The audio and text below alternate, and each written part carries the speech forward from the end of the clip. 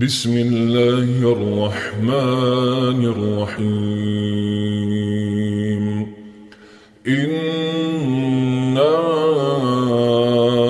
أرسلنا نوحا إلى قومه أن أنذر قومك من قبل أن يأتيهم عذاب أليم. قال يا قوم إني لكم نذير مبين أن اعبدوا الله واتقوه وأطيعون يغفر لكم من ذنوبكم ويؤخركم إلى أجل مسمى إن أجل الله إذا جاء لا يؤخر لو كنتم تعلمون. قال رب إني دعوت قومي ليلا ونهارا فلم يزدهم دعائي إلا فرارا وإني كلما دعوتهم لتغفر لهم جعلوا أصابعهم في آذانهم واستغشوا ثيابهم وأصروا واستكبروا استكبارا ثم إني دعوتهم جهارا ثم إني أعلنت لهم وأسررت لهم إسرارا فقلت استغفروا ربكم إنه كان غفارا يرسل السماء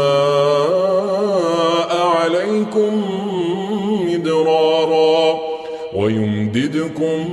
بأموال وبنين ويجعل لكم جنات ويجعل لكم أنهارا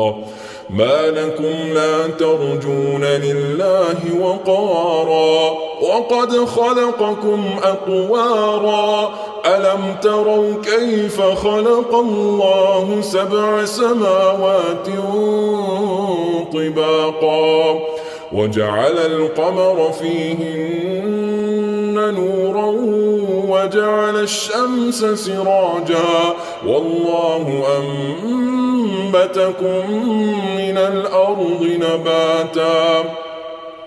ثم يعيدكم فيها ويخرجكم إخراجا والله جعل لكم الأرض بساطا لتسلكوا منها سبلا فجاجا قال نوح رب إنهم عصوني واتبعوا من لم يزده ماله وولده خسارا ومكروا مكرا كبارا وقالوا لا تذرن آلهتكم ولا تذرن ودا ولا سواعا ولا يغوث ويعوق ونسرا وقد أضلوا كثيرا ولا تزد الظالمين إلا ضلالا مما خطيئاتهم أغرقوا فأدخلوا نارا فلم يجدوا لهم من دون الله أنصارا وقال نوح رب لا تذر على الأرض من الكافرين ديارا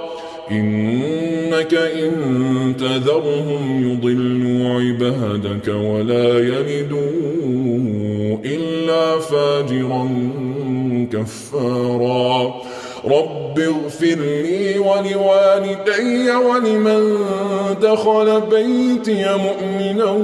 وللمؤمنين والمؤمنات